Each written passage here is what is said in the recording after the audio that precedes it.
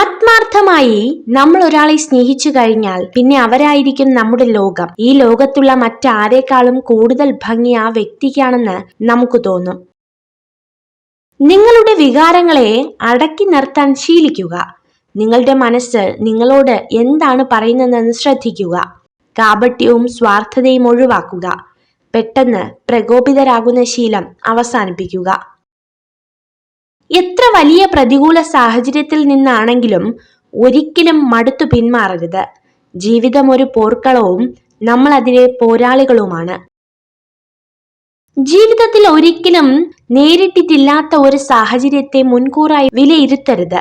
നമ്മൾ ചെയ്യുന്ന വലിയൊരു തെറ്റാണത്. അറിയാൻ ശ്രമിക്കാത്തത് മോശമാണ്, എന്നാൽ അറിയാൻ ആഗ്രഹിക്കാത്തത് കുറെ കൂടി മോശമായ കാര്യമാണ്.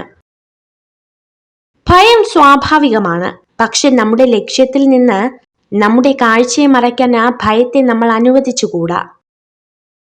ഒരു തൂവൽ നഷ്ടപ്പെട്ടുവെന്ന് കരുതി ഒരു പക്ഷിയും പറക്കാതിരുന്നിട്ടില്ല.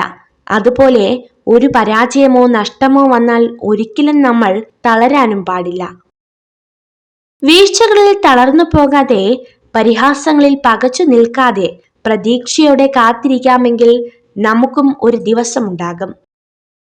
ചിലരുടെ സ്വാർത്ഥ താല്പര്യങ്ങൾക്ക് നമ്മളെ കിട്ടില്ലെന്ന് അറിയുമ്പോൾ അവർ നമ്മൾക്കായി സമ്മാനിക്കുന്ന പ്രതിഫലത്തിന്റെ ഒരു രൂപമാണ് ഒറ്റപ്പെടുത്തൽ.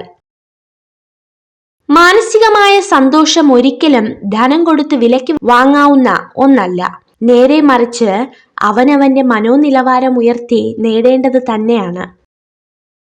ഞാൻ വിജയിച്ചു എന്നൊരാൾ പറഞ്ഞാൽ അത് യഥാർത്ഥ വിജയമല്ല.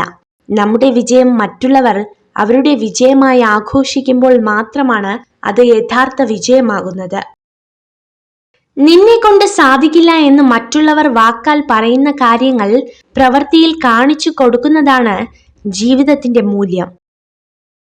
മനഃശാസ്ത്രം പറയുന്നു, നിങ്ങളെ ആത്മാർത്ഥമായി സ്നേഹിക്കുന്ന പുരുഷൻ എപ്പോഴും ദേഷ്യപ്പെടും. കാരണം അയാൾ നിങ്ങളുടെ ചെറിയ കാര്യങ്ങൾ പോലും ശ്രദ്ധിക്കും. ഈ ലോകത്ത് വളരെയധികം ആളുകൾ നിങ്ങളെ സ്നേഹിക്കുന്നുണ്ടെന്ന് തിരിച്ചറിയുക. നിങ്ങളെ വെറുക്കുന്ന ഒരാളിൽ മാത്രം ശ്രദ്ധ കേന്ദ്രീകരിച്ച് ജീവിതം പാഴാക്കരുത്. മറ്റൊരാളുടെ കുറവുകൾ ചൂണ്ടിക്കാട്ടി അയാളുടെ വില കുറയ്ക്കുമ്പോൾ ഒന്ന് ഓർക്കുക, വരും ദിവസങ്ങളിൽ ആ കുറവുകൾ ആർക്കും വന്നേക്കാം. കാരണം എല്ലാവരും മനുഷ്യരാണ്. നിങ്ങൾ ഈ വീഡിയോ കണ്ടതിന് നന്ദി. ഇതുപോലുള്ള കൂടുതൽ വീഡിയോകൾക്കായി ചാനൽ സബ്സ്ക്രൈബ് ചെയ്യൂ.